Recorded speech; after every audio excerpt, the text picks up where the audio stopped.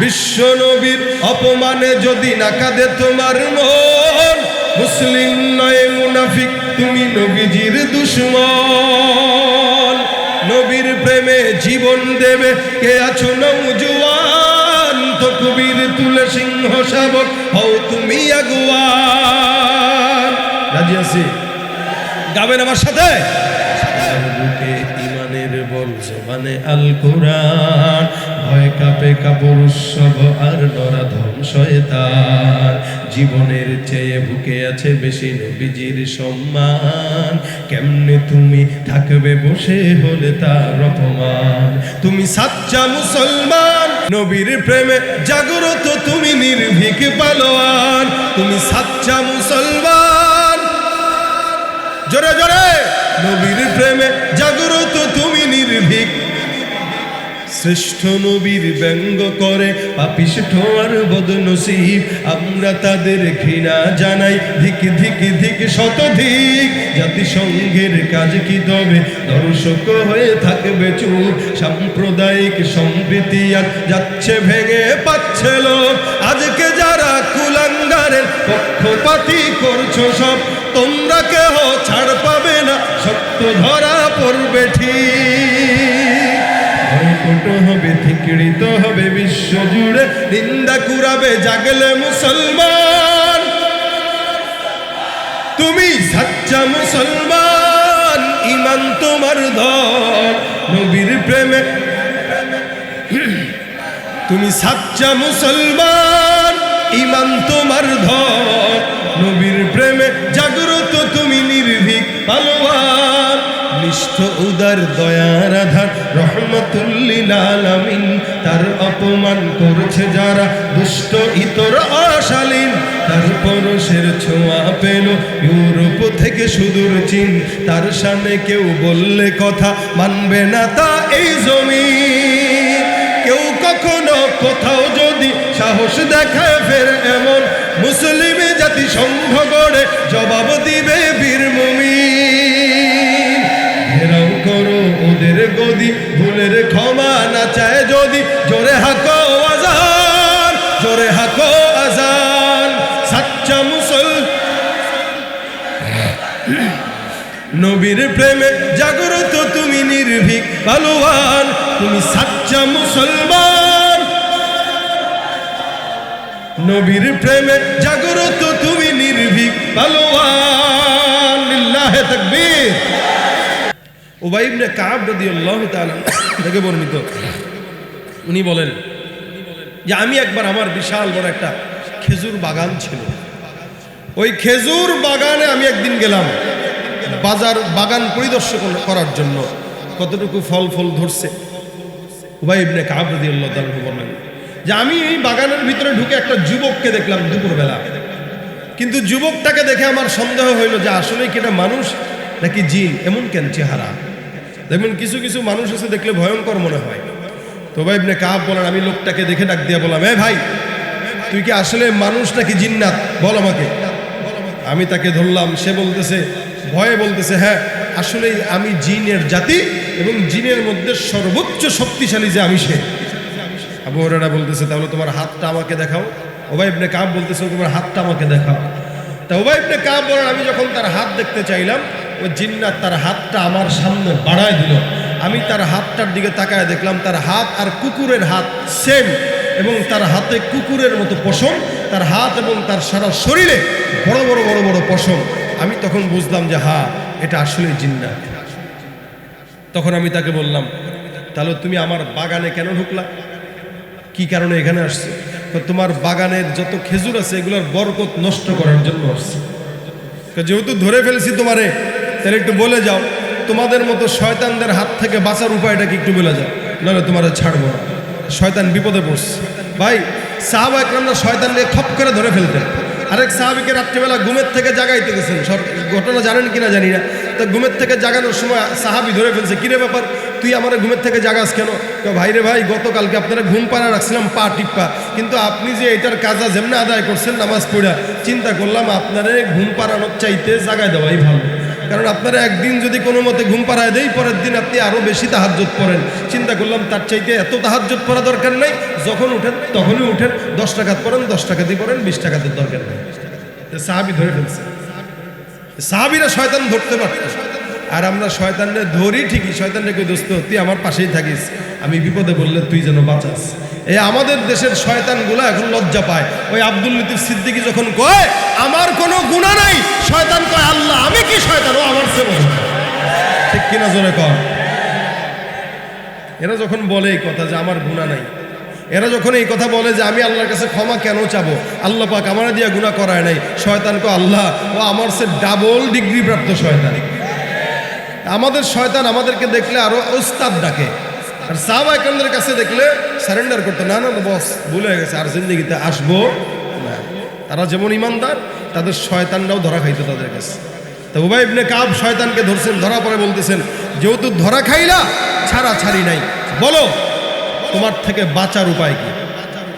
উবাই ইবনে কাব বলতেছেন আমাদের থেকে বাঁচার উপায়, এই যে সম্পদ আপনার এখানে বিশাল বড় বাগান, এই বাগানের সম্পদ যদি ঠিক মতো রাখতে চান, বেশি বেশি আয়াতুল কুরসি করবেন।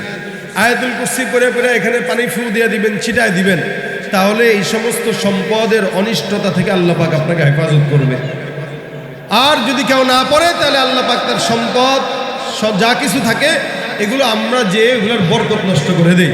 সুতরাং যদি সম্পদের বরকত নষ্ট হোক এটা না চান, তাহলে অবশ্যই সব সময় আয়াতুল কুরসি পড়বেন। জিন্নাত থেকে, শয়তান থেকে আল্লাহ আপনাদেরকে হেফাজত করবে। এটা আবু উবাই ইবনে কাবকেও শয়তান শিখায় গেছে, সাহাবী আবু হুরায়রাকেও শিখায় গেছে। এখানে রাসূল বলেন তোমরা বেশি বেশি আয়াতুল কুরসি পড়ো, 5 ওয়াক্ত নামাজের পরে পড়বা, তো নিঃসন্দেহে জান্নাত আর জমিনের মাঝখানে মৃত্যু ছাড়া কেউ বাধা দিতে পারবে। আমরা তেলাওয়াত জানি না, আমরা আয়াতুল কুরসি পারি না, আমরা অন্য কিছু ঠিকই পারি, গান পারি, আমরা দুনিয়ার সব বুঝি, কিন্তু ইসলাম বুঝি না। এই কারণে আজকে নিয়ত করবেন ইনশাআল্লাহ যতদিন হায়াত আছে, ফজরের পরে একবার, জোহরের পরে একবার, আসরের পরে একবার, মাগরিবের পরে একবার, ইশার পরে একবার, 5 ওয়াক্ত নামাজের পরে যদি মোটামুটি আয়াতুল কুরসি একবার করে পড়েন, ইনশাআল্লাহ রাসূলের কথা যদি সত্য হয়, যদি না সত্য না মিথ্যা, সত্য, তার মানে 100% সত্য হবে। তা আপনি যদি 5 ওয়াক্ত নামাজের পর আয়াতুল কুরসি পড়েন, ইনশাআল্লাহ আল্লাহ আপনাকে জান্নাত দিবেই দিবে ইনশাআল্লাহ। সন্দেহ আছে আপনাদের? সকল প্রকার শয়তানের অনিষ্টতা থেকে বাঁচবেন। সম্পদ জমাবেন, সেখানেও আয়াতুল কুরসি পড়ে ফু দিবেন। নিজের সম্পদ যেখানে যাবেন, যা করবেন, দোকানপাটে আয়াতুল কুরসির তেলাওয়াত একটা লাগায় রাখবেন, আয়াতুল কুরসির টাঙায় রাখবেন দোকানে, ইনশাআল্লাহ শয়তান ঢুকবে না। যে হালতে থাকেন, সকালবেলা বিকালবেলা শরীরে আয়াতুল কুরসি করে দম দিয়ে রাখেন, চোর ইনশাআল্লাহ মোবাইলের চুরি করার জন্য পকেটের ভিতরে হাত দিবে না। কারণ এই যে এখানে যতগুলো মানুষ দেখতেছেন না, সবাই কিন্তু মানুষ না, কিছু চোরও আছে কি না। আমি আপনাদেরকে চোর বলতেছি না, তবে মানুষের বেশি কিছু চোর বসবাস করে কিনা, কথা কয় না, আছে না নাই?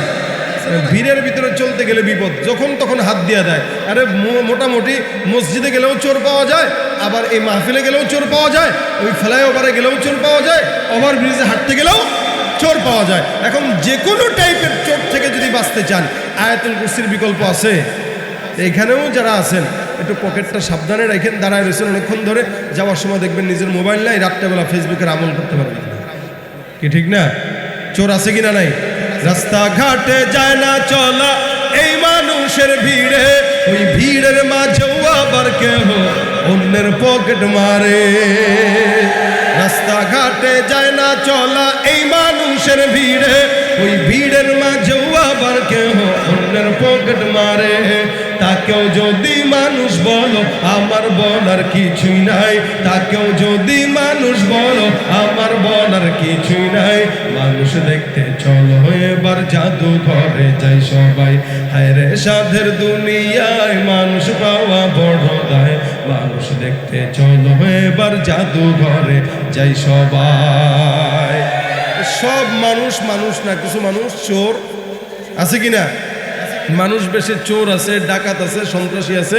এই সব কিছুর থেকে বাঁচতে চান তো আয়াতুল কুরসির বিকল্প নাই।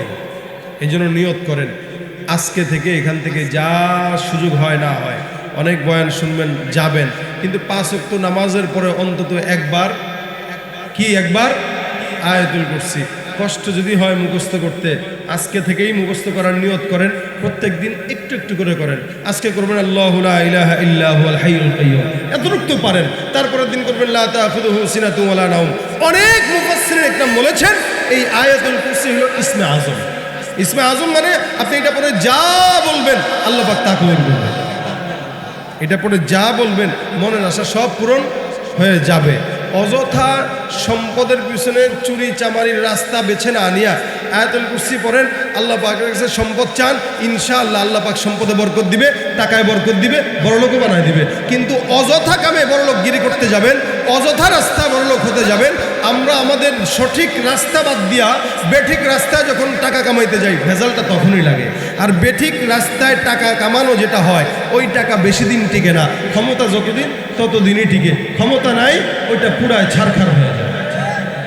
আর লাইনে টাকা কামাবেন, আপনি খাবেন, সন্তান খাবে, আপনার পরবর্তীরা খাবে, 14 পুরুষ খেয়ে যাবে, সম্পদ নষ্ট হবে।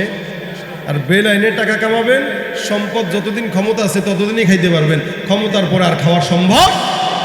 এই জন্য টাইম মতো, সময় মতো আল্লাহ পাকের কাছে যা দরকার ওটা চেয়ে নেওয়া। রাসূল সাল্লাল্লাহু আলাইহি ওয়াসাল্লাম এটাকে অনেক ফজিলতপূর্ণ করেছেন। আজকে থেকে নিয়ত করব, ঘুমের আগে এবং উঠার সময়। অনেক সময় রাত্রেবেলা আমাদের বাচ্চা কাচ্চারা কান্নাকাটি করে, অনেক পেরেশানি হয়ে যায় যে কোনো কারণে। বাবা মা কোলে নিয়ে ঘরের ভিতরে দৌড়ায়, বাচ্চার কান্না থামে না। রাত 12টা থেকে শুরু করছে, ফজর পর্যন্ত কান্নাকাটি করে, কান্না থামে না। এখন এই বাচ্চার কান্না কেমনে থামাবেন? কোন হুজুরে পাবেন? ফু দেওয়ার জন্য কার কাছে নিয়ে যাবেন? রাত বাজে 3টা, কে আপনার ফোনটা ধরবে? এই কারণে কোনো মানুষের পিছনে না ছুটে নিজে আয়াতুল কুরসি পড়েন, পরে একটু ফুটা দিয়ে দেন। ইনশাআল্লাহ আপনার ফু আপনার সন্তানের জন্য সবচেয়ে বেশি কাজে দিবে, আপনার বাচ্চার কান্না বন্ধ হয়ে যাবে। কারণ শয়তান বাচ্চাদেরকে অনেক সময় খোঁচায়। এটার জন্য আল্লাহ পাক আপনার বাচ্চাকে হেফাজত করবে। আল্লাহ পাক যেন আমাদের সকলকে এই আয়াতুল কুরসির উপর আমল করার তৌফিক দান করে। জোরে বলেন আমিন। যাদের শিখা হয় নাই, শিখবেন তো ইনশাআল্লাহ, শিখার নিয়ত আছে তো ইনশাআল্লাহ। আল্লাহ পাক আমাদেরকে কবুল করুক, বলেন আমিন। আমি একদম গলার হালত 12টা বাজছে, শরীর খারাপ, গলা ঠান্ডা, সব কিছু মিলেই কষ্ট করে আপনাদের সামনে কথাটা বলছি। এই কারণে আজকে আমি আপনাদেরকে সুর টুরও দেই নাই। তারপরও আলহামদুলিল্লাহ আপনারা যে বসছেন, তার মানে বোঝা গেল আপনারা আমার কথা শোনার জন্য বসছেন, সুরের জন্য না। কি ঠিক না? কথাটা যেহেতু শুনছেন, বুঝতে তো পারছেন, হ্যাঁ বুঝতে তো পারছেন। 10 জন যদি আজকের এই কথাটা কাজে লাগায় তাহলে ইনশাল্লাহ কামিয়াব। কি ঠিক না? 10 জন যদি আমল করে কামিয়াব, তাহলে আমিও সওয়াব পাবো, কমিটির ভাইরাও সওয়াব পাবে, আপনারাও সওয়াব পাবেন। পাশাপাশি এখানে মাদ্রাসা, এটা আদর্শ কোরআন কি খেদমতুল কোরআন আদর্শ মাদ্রাসা। এই মাদ্রাসার পাশে থাকবেন, মাদ্রাসায় সহযোগিতা করবেন, বাচ্চাদেরকে মাদ্রাসায় দিবেন। ইনশাআল্লাহ চোর হবে না, ডাকাত হবে না, বদমাশ হবে না, সন্ত্রাস হবে না। দ্বীনের প্রতিষ্ঠান যেখানে, এদের সাথে থাকবেন, আপনারা এদের সাথে থাকবেন, নিজের সন্তানকে দিবেন, নিজের সন্তানকে পারেন নাই ভাতিজাকে দিবেন, ভাতিজাকে পারেন নাই নাতিকে দেন। অন্তত 5টা সন্তানের ভিতরে একজনকে আলেম বানান। অন্তত আপনার মৃত্যুর পরে যেন আপনার কবরের পাশে দাঁড়ানোর মতো একটা লোক থাকে। আর যদি আপনি স্কুলে কলেজে পড়েন, কোনো আপত্তি নেই, প্রতিনিয়ত 1টা ঘন্টার জন্য পার্ট টাইম মাদ্রাসায় এসে কোরআন শেখার জন্য চেষ্টা করেন। আপনি যা কিছু দুনিয়ার জমিনে শিখেন, কোনো আপত্তি নাই, কিন্তু কোরআনের জন্য 1টা ঘন্টা 10টা মিনিট 20টা মিনিট প্রতিনিয়ত মাদ্রাসায় যদি আসেন, একটা গ্রুপ করে আসেন, ইনশাআল্লাহ আমাদের মাদ্রাসার উস্তাদরা আপনাদেরকে নিষেধ করবে না। তাহলে দুনিয়াও শিখলেন, আখেরাতও শিখলেন। আল্লাহ আমাদেরকে দুনিয়া আখেরাত উভয়টায় দান করুক। সকলে বলেন আমিন। ইনশাআল্লাহ পর্যায়ক্রমে এক একজন আলোচকরা আসবে। এশারের নামাজের পর আবার কিছু ওলামা একরাম আছে, আলহামদুলিল্লাহ আমাদের হেদায়েতুল্লাহ আজাদি সাহেব আছেন, উনি আসছেন চলে আসছেন, উনি আলোচনা করবেন। এরপরে আবার হাফিজুর রহমান সিদ্দিকী কুয়াকাটা সাহেব আছেন। মাশাআল্লাহ আপনারা রাখছেন ভালো ভালো আলোচকদেরকে, পেয়ে গেছেন, তাও অল্প সময়ে। এই অল্প সময় যে আল্লাহ আপনাদেরকে পাওয়াই দিয়েছে, তার মানে আপনাদের তকদির ভালো। কি বলেন, ঠিক না? আপনাদের তকদির ভালো। সুতরাং এশার নামাজের পরে আবার জোরে মিলে বসে যাবেন, ঠিক আছে? আল্লাহ পাক আজকের মজমাকে কবুল করুক, বলেন আমিন। পাশাপাশি আপনাদেরকে নিয়ে সর্বশেষ একটা গজল গাবো, ঠিক আছে? কিন্তু আমার গলার হালত খুবই খারাপ, আমার কষ্ট হইতেছে। এই যে আপনাদের জন্য, আপনাদের বাচ্চারা গজল শিখতে চায় কিন্তু গজল পারে না, যতটুকু গায় ভুল ভাল গায়। এই কারণে আমাদের এই বই আমার মোটামুটি এই যেগুলো শুনছেন এগুলো এখানে আছে, আবার যেগুলো সমাজের ভিতরে পরিচিত এগুলোও এই জায়গাটায় আছে। তো যাদের দরকার বাচ্চাদেরকে গজল শিখান, এটা একটা বিপ্লব। কারণ আলেম যে কেউ পড়লেই হইতে পারে, আল্লাহ যদি চান পড়লে হইতে পারে, কিন্তু সুর যদি না থাকে গাওয়া সম্ভব? এই যে আপনারা আসছেন বসছেন খালি গজল শুনতে চান, কেন? আমি পারি বলেই তো শুনতে চান। আজাদি সাহেবের কাছেও কিন্তু শুনতে চাবেন না, কিন্তু সেও কিন্তু পারে। হাফিজুর রহমান সাহেবও কিন্তু পারে, কিন্তু শুনতে চান না, শুনতে চান আমার কাছে। তার মানে এটার ফোনের লোক আলাদা, লিকুল্লি ফান্নিন রিজাল, প্রত্যেকটা ফোনের লোক আছে আলাদা। আমাকে আল্লাহ পাক রব্বুল আলামিন এই ফোনের বানাইছে, পাশাপাশি আপনাদেরকে ওয়াজ করেও শোনাই। তাহলে এই যে একটা বিপ্লব সারা দেশে চলতেছে আলহামদুলিল্লাহ। আগে যুবকেরা গান শুনতো, এখন গানের পাশাপাশি সঙ্গীত, কি বলেন ঠিক না? তা আপনাদের বাচ্চাদেরকে সঙ্গীত শোনাবেন। অনেক লোকেরা বলে হুজুর আমার বাচ্চা আপনার গজল না শুনলে খায় না, আবার আপনার গজল না শুনলে ঘুমায় না, আবার কান্নাকাটি করলে আপনার গজল দিলে কান্না বন্ধ হয়ে যায়। এটা একটা বিপ্লব না? যদি গান দিয়া কান্না বন্ধ করা লাগতো তাহলে কি হইতো? আমরা যদি এগুলো না দিতাম তাহলে গান শোনায় কান্না বন্ধ করা লাগতো, গান শোনায় ঘুম পাড়ানো লাগতো। যেহেতু আমরা এগুলো দিচ্ছি, তার মানে এখন থেকে সঙ্গীতই হবে, কোনো গান হবে। বিশ্ব নবীর অপমানে যদি না কাঁদে তোমার মন, মুসলিম নয় মুনাফিক তুমি নবীজির দুশমন। নবীর প্রেমে জীবন দেবে কে আছো নওজোয়ান, তকবীর তুলে সিংহ শাবক হও তুমি আগুয়ান। রাজি আছি? গাবেন আমার সাথে? বুকে ইমানের বল জবানে আল কোরআন, ভয় কাঁপে কাপড় উৎসব আর নরাধম শয়তান। জীবনের চেয়ে বুকে আছে বেশি নবীজির সম্মান, কেমনে তুমি থাকবে বসে হলে তার অপমান। তুমি সাচ্চা মুসলমান, নবীর প্রেমে জাগ্রত তুমি নির্ভীক পালোয়ান। তুমি সাচ্চা মুসলমান, জোরে জোরে, নবীর প্রেমে জাগ্রত তুমি নির্ভীক। শ্রেষ্ঠ নবীর ব্যঙ্গ করে পাপিষ্ঠ আর বদনসিব, আমরা তাদের ঘৃণা জানাই ধিক ধিক ধিক শতধিক। জাতিসংঘের কাজ কি তবে দর্শক হয়ে থাকবে চুপ, সাম্প্রদায়িক সম্প্রীতি আর যাচ্ছে ভেঙে পাচ্ছে লোক।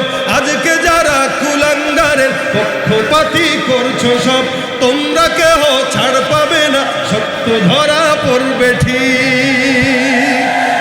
কত হবে ঠিকরিত হবে বিশ্ব জুড়ে, নিন্দা কুরাবে জাগলে মুসলমান। তুমি সাচ্চা মুসলমান, ইমান তোমার ধন নবীর প্রেমে। তুমি সাচ্চা মুসলমান, ইমান তোমার ধন নবীর প্রেমে জাগ্রত তুমি নির্ভীক পালোয়ান। নিষ্ঠ উদার দয়ার আধার রহমতুল্লিল আলামিন, তার অপমান করছে যারা দুষ্ট ইতর অশালীন। তার পরশের ছোঁয়া পেল ইউরোপ থেকে সুদূর চীন, তার সামনে কেউ বললে কথা মানবে না তা এই জমিন। কেউ কখনো কোথাও যদি সাহস দেখায় ফের এমন, মুসলিম জাতি সংঘ গড়ে জবাব দিবে বীর মুমিন। ঘেরাও করো ওদের গদি, ভুলের ক্ষমা না চায় যদি, জোরে হাকো আজান, জোরে হাকো আজান। সাচ্চা নবীর প্রেমে জাগ্রত তুমি নির্ভীক পালোয়ান। তুমি সাচ্চা মুসলমান, নবীর প্রেমে জাগ্রত তুমি নির্ভীক পালোয়ান। লিল্লাহে তাকবীর। আল্লাহ পাক আজকের মজমা কবুল করুক, বলেন আমিন। আমার তৌফিক ইল্লা বিল্লাহ। আসসালামু আলাইকুম ওয়া রাহমাতুল্লাহি ওয়া বারাকাতুহু।